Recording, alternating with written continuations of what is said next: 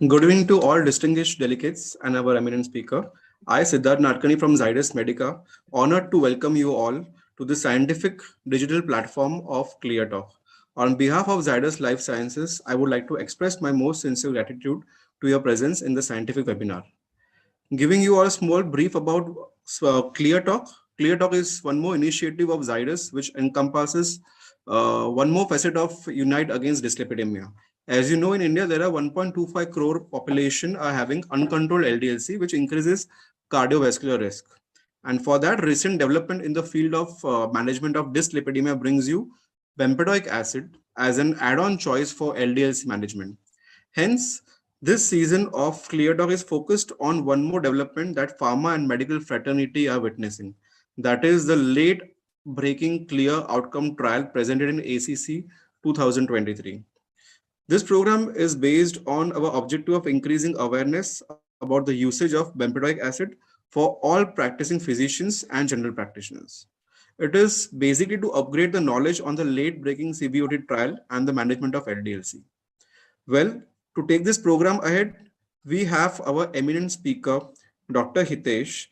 Just to give a brief about Dr. Hitesh, he's an interventional cardiologist practicing in Paras Hospital, Udaipur, and Vasudeva Heart Clinic. He is specialized in complex cardiac surgeries. He always ensures people have a healthy heart and specialized treatment for heart related diseases. Many publications he has in national and international journals. He's a voracious speaker, delivered more than 200 talks at different forums, pan India. So good to have you, Hitesh, sir, on this platform. Before we start the session, my request to all the audience and participants is any questions you have for Hitesh, sir, there's a link given to you. There's a platform where you can note down your questions. I will read that questions at the end of Hitesh sir's slides. So that was all from my side. I hand over the session to Dr. Hitesh. Welcome, sir. Yeah, thank you, Siddharth. So I'll share my slides. Yeah.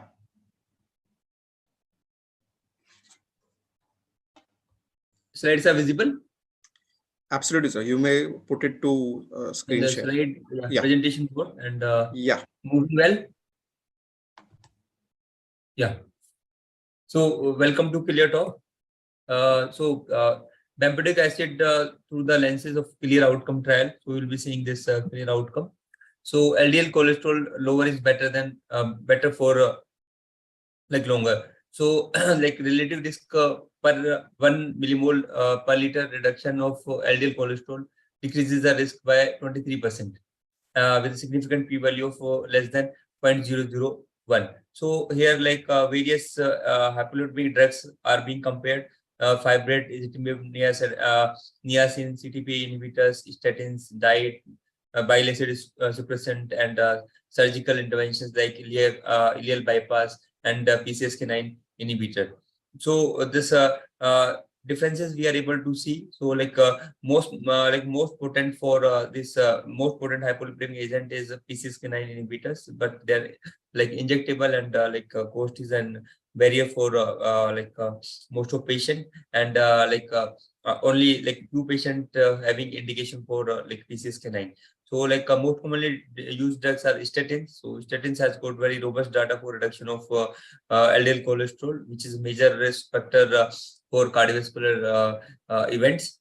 So some patients who are intolerant to statin or despite the statins optimal doses not able to have desirable LDL cholesterol level. So here comes our bempedoic acid. Other drugs are like fibrates for particularly hypertriglyceridemia, niacin for low HDL, but having some peculiar side effect like flashing, so maybe not be tolerated by many patients, and with bile acid suppressant GI, some predominant GI side effects are there.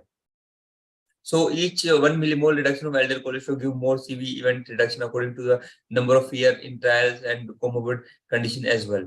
So if we see the year in the trial from 1 to more than or more than equal to 6, so percentage reduction of risk by varies from 11 to 36%. So longer the duration of LDL cholesterol reduction, so like more the benefit for the patient. So risk of non-fatal MI, CHD death and strokes over 5-year period. So LDL cholesterol level and this CVD or diabetes, CVD or this impaired fasting glucose or like other risk factors, cardiovascular disease or no CVD or no DM.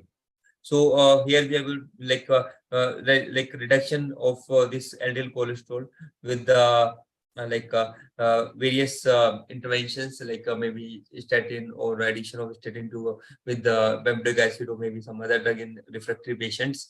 So like more reduction in LDL cholesterol definitely beneficial in terms of reducing non-fatal MI, CHD death and stroke in all state of the patient. Whether patient is having it is for primary prevention with or without diabetes, or a patient is non-CVD with diabetes, or like definitive reduction in cerebrovascular events as well.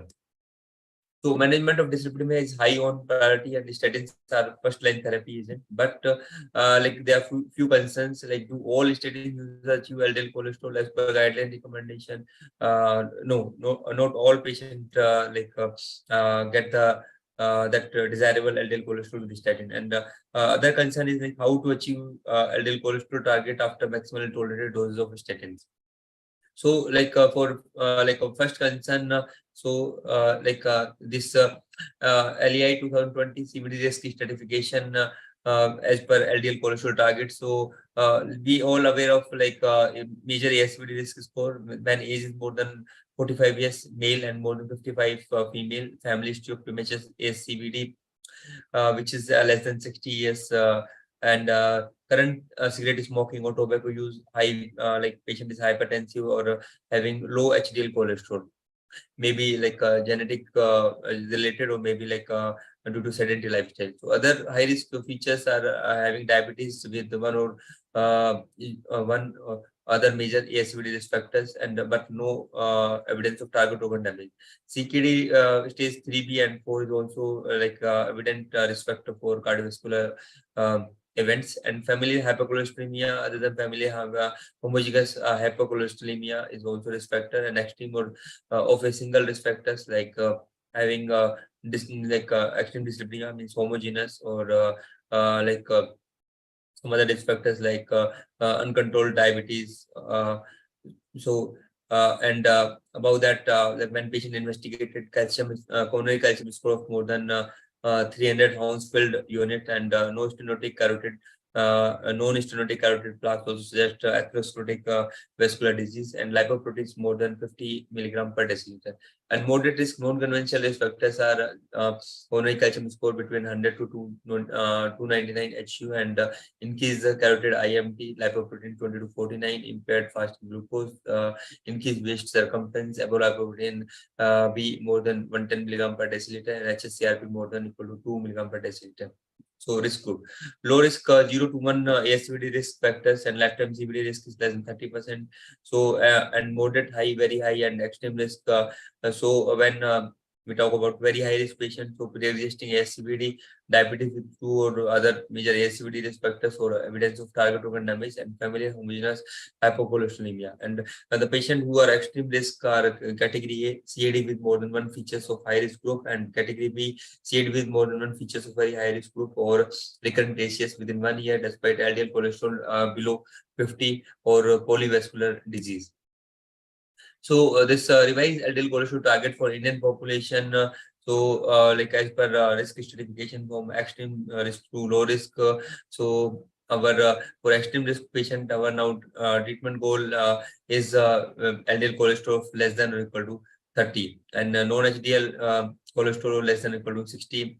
And when to consider drug therapy in extreme risk patient, when LDL cholesterol is in category A more than 50, or category B more than 30. and the non-HDL more than 80 and more than 60 respectively.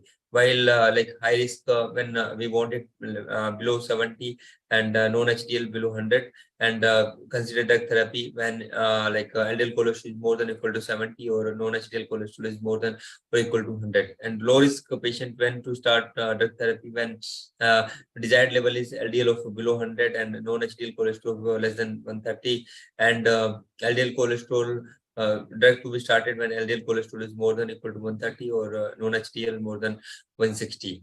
So after an adequate non-pharmacological intervention for at least 3 months. So initially, like when patient for primary prevention, we ask the patient for lifestyle modification, weight reduction, dietary change of dietary habits, be active means adequate physical activity. So despite this, if like when lipid profile is deranged, particularly this LDL cholesterol, so we keep the patient on hypolipidic agents. So comparison of LDL cholesterol target European Society of Cardiology 2016 versus 19. So as per risk, low to very high risk, and this 16 to 19, what is the change? So for low risk, there is no change, while for moderate risk, it is from 115 to below 100, and for high risk, it is from less than 100 to less than 70, and for very high risk patient, now what we are following, like after the one event, cardiac event. So previously it was less than 70, but now we want desired level to be below 55 milligram per deciliter. So as CV risk increases, need to reduce the more LDL cholesterol. So based on the revised European 2019 guidelines, how many patients do have controlled LDL cholesterol?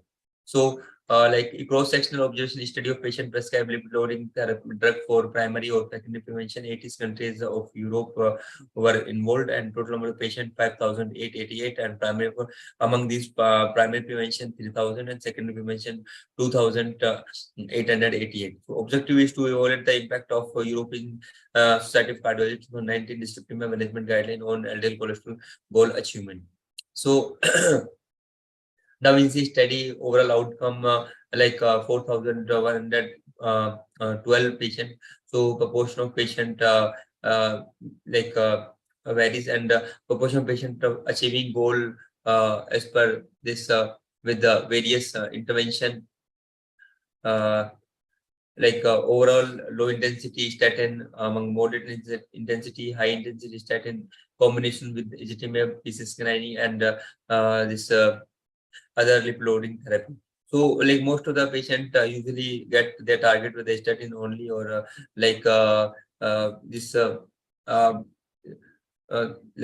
combinations are needed this in like few patient, particularly very high risk patient and recurrent ACS patient. So as per revised guideline of European ASC 2019, 27.6 eligible patients are receiving high intensity statin, and 30% patients achieve lipid goal with high intensity statin. So this further if we look into this study, so as per the revised European 2019 guideline, so 37.5 eligible patients are receiving high intensity statin, while 22% patient achieved lipid goal with high intensity statin. So when we look into high intensity statin monotherapy, so this only around 22% are only achieved this desirable LDL cholesterol level. So management of dyslipidemia is high on priority, and statins are the first line therapy. But and now comes our second concern: how to achieve LDL cholesterol target after maximum tolerated dose of statin. So ASCVD patient check baseline LDL cholesterol and find out any previous event, either ACS, stroke, or peripheral arterial disease, and history of family hypercholesteremia, or any history suggestive of complete statin intolerance. So as per this, it can varies various drug therapy can be tried in this population of patient.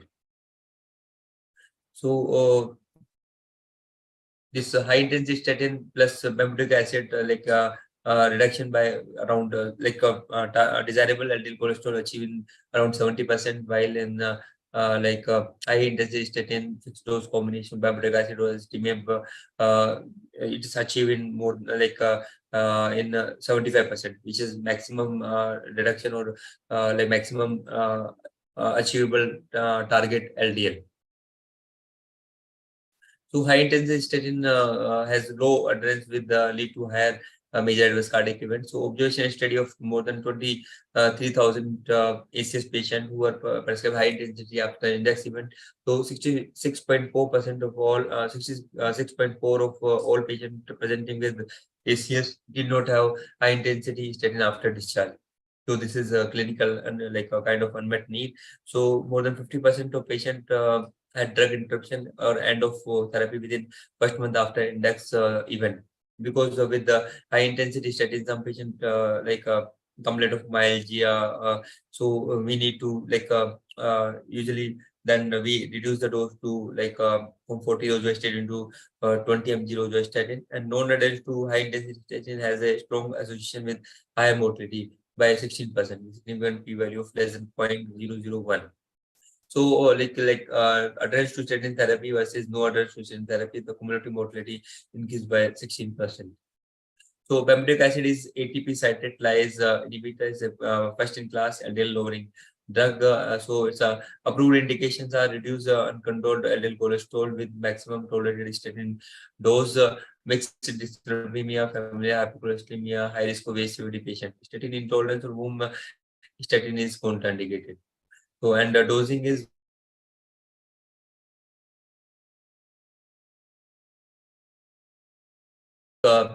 in already USA, this is being used and having very robust data. So various studies and various approvals are there for this uh,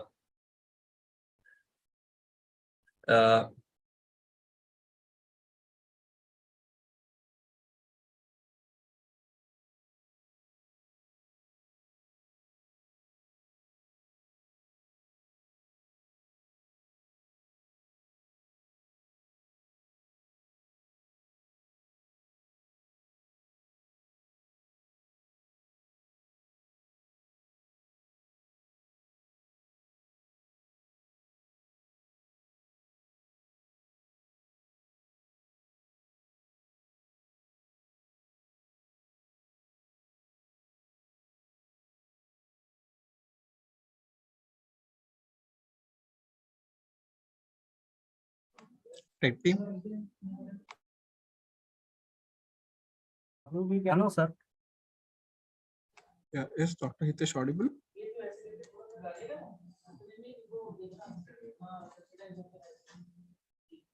Is Dr. Hitesh audible? No, sir. He just dropped, right? Yes, sir. आगे doctor sir.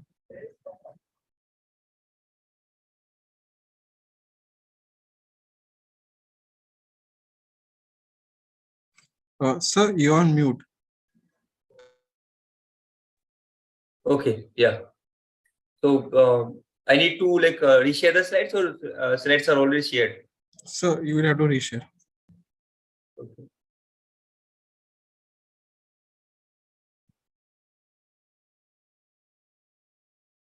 So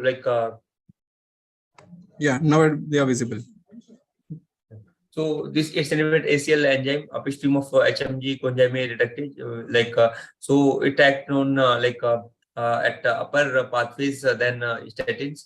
So decreased synthesis of cholesterol lead to upregulation of LDL cholesterol synthesis, and increased LDL receptors upregulation lead to increased uptake of circulating LDL cholesterol. So which is taken into hepatocytes and this hepatocytes, and this LDL cholesterol is reduced by increased uptake. So and it usually does not have any effect on this hepatic and as well as skeletal muscles, while that statin has got a side effect related to transaminitis and myalgia, maybe rarely myoglobinuria. So bemdac acid is not activated in skeletal muscles, as ACLS BL1 is not expressed in the muscle. So there are no muscular adverse events. So management of the patient receiving bempedoic acid therapy. So its half-life is 21 hours, elimination 70% excretion of total doses through kidney, 5% excretion through feces, and less than 2% excretion of unchanged drug through kidneys. So renal impairment, no dose adjustment necessary, no studies studied in the end-stage renal disease. Hepatic impairment, no dose adjustment necessary, no studies in the patient with severe hepatic impairment. So, and all patient just assess serum uric acid when clinically indicated or prior history of gout, that increased vigilance for hyperuricemia and gout. The patient more than 60 years of age taking corticosteroid or quinolones with the renal failure, a history of tendon rupture, warn of potential of for tendon rupture, or advise patient to rest it at first sign of tendinitis or tendon rupture. So, patient has more than 60 years of age, taking corticosteroid or quinolones with renal failure and a history of tendon rupture. Discontinued tendon ruptures occurs. Consider discontinuing if joint pain, swelling, or joint inflammations occur in any patient. Taking simvastatin more than 20 or Prava more than 40 mg. Avoid concomitant use of bempedoic acid, or consider lowering dose of switching statin. And in pregnancy, there's no sufficient data as per today, and that breastfeeding not recommended in like breastfed females. So clear outcome trials. So this is cholesterol lowering via bempedoic acid and ACL inhibiting regimen. So this was published in NEGM. So what this trial showed was like that it showed that primary or secondary prevention patient with elevated LDL cholesterol and statin intolerance.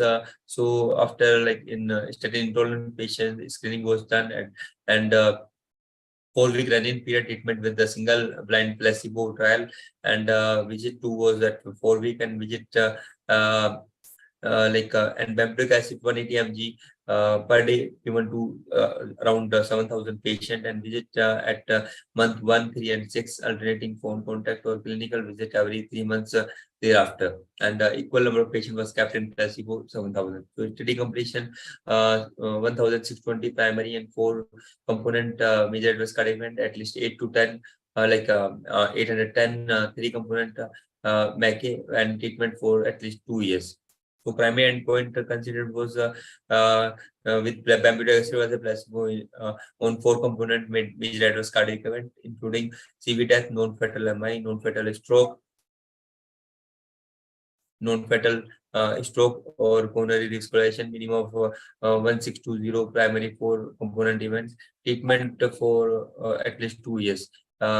Number 13,970 and median follow-up of 40.6 months.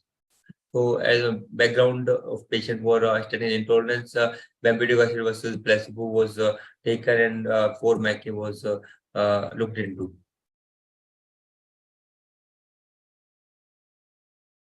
So primary and secondary endpoint, like this we have seen non-fatal MI, non-fatal stroke, coronary revascularization, cardiovascular death, and hierarchical testing of key secondary endpoint of 3 component MACE, MI, stroke, CV death, fatal non-fatal MI, coronary revascularization, fatal non-fatal stroke, cardiovascular death, all-cause mortality.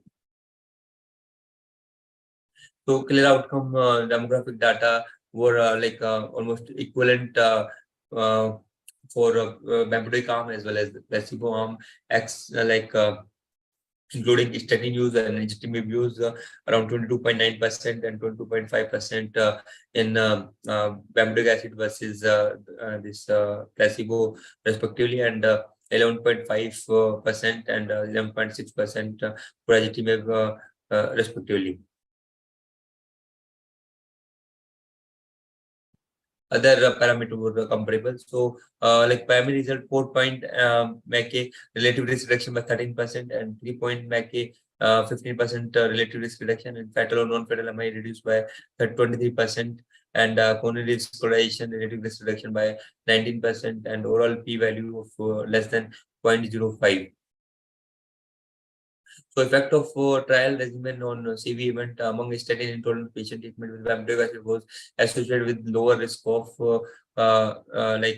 4-component major adverse cardiac event, 3-component major adverse cardiac event, myocardial infarction, and coronary reduction of need for coronary revascularization. Varies from 13 to 23%. Yeah, clear outcome. This LDL cholesterol and HSCRP reduction. LDL cholesterol reduction in this trial was 21.7%, while HSCRP reduction by 22.2%. And this impact increases over a period of time for LDL cholesterol reduction and for HSCRP as well.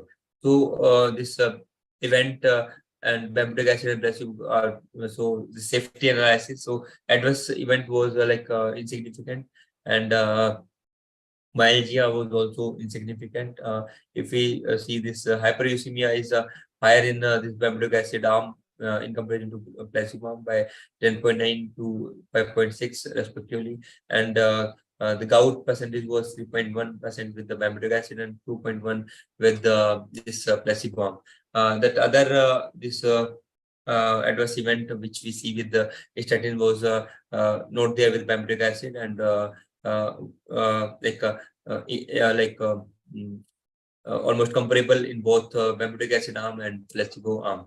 So clear outcome study concludes that bempedoic acid becomes the first ACL inhibitors and the first oral non-statin to demonstrate statistically significant reduction of major adverse cardiac event 4 events in patients with or who are at high risk of cardiovascular disease with the documented statin intolerance and elevated LDL cholesterol. So concluding, so that bempedoic acid is an effective alternative for statin intolerant patient as per clear outcome trial, and it's well tolerated. LDL cholesterol and HSCRP reduce significantly, and primary and secondary endpoint was met, showed significant benefit of bempedoic acid, especially in statin intolerant patient, and it's an effective approach for patient to reduce the major cardiovascular event in statin intolerant patient. Thank you. Thank you, Dr. Hitesh. Thank you so much. It was indeed a very lucid presentation, sir. Sir, my audience have few questions to be asked. If you allow me, can I just read out them for you? Yeah.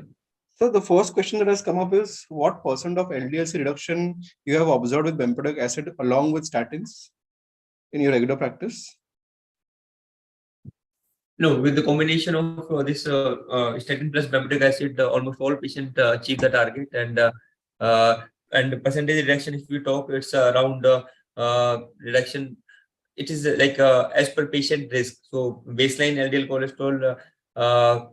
So if the patient is having suppose having 250 of LDL cholesterol reduction, so within 3 months with the combination, we are able to achieve below most of the time below 55. And if you talk like percentage reduction, so somewhere 30-35% reduction is there with the combination. All right, sir. And what should be the ideal patient profile for bempedoic acid plus ezetimibe combination along with statin? Number one, we have discussed it is statin intolerance. Number two, despite on high intensity statin patient having recurrent major adverse cardiac event or other vascular events, and one may be the patient when statin alone is not sufficient, so that addition of this bempedoic acid, or if still not achievable, so addition of AGT may be considered. So particularly primarily in statin intolerance, so this combination of bempedoic acid and AGT we are able to achieve the LDL goal. All right, sir. And sir, one more doctor from Gujarat has asked that, is it safe to use bempedoic acid in mild to moderate CKD patients? Yeah, in CKD patient, we can use it.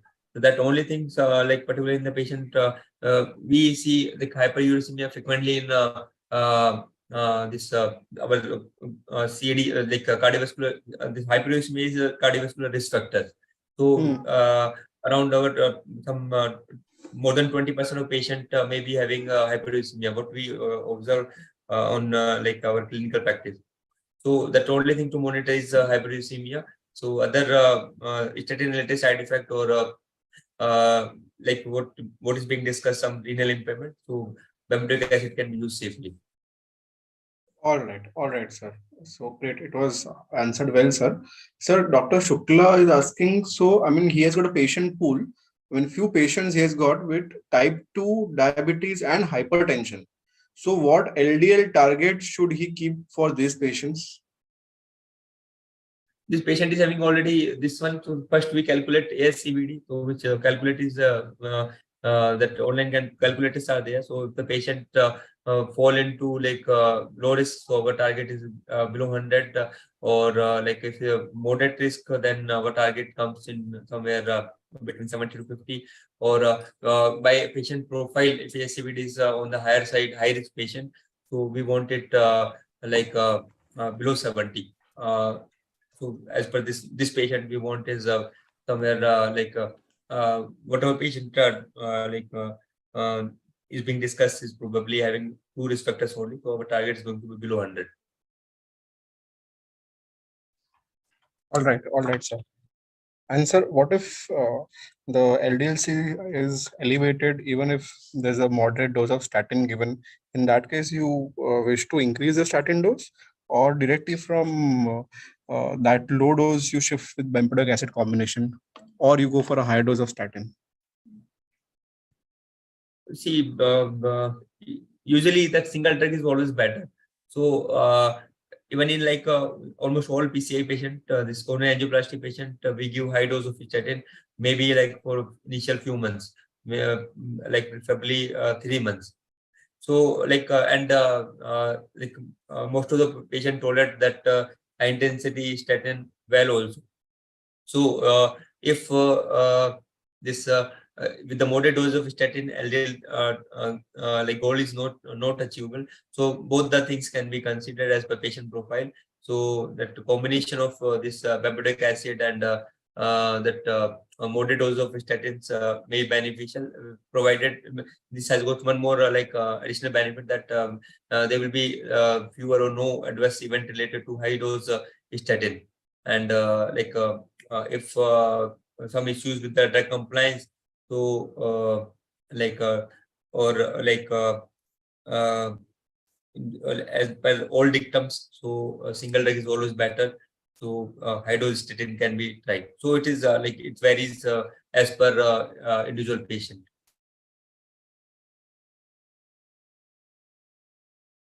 Right. That was all from the audience, sir. These were the questions. Thank you so much for answering each question, sir.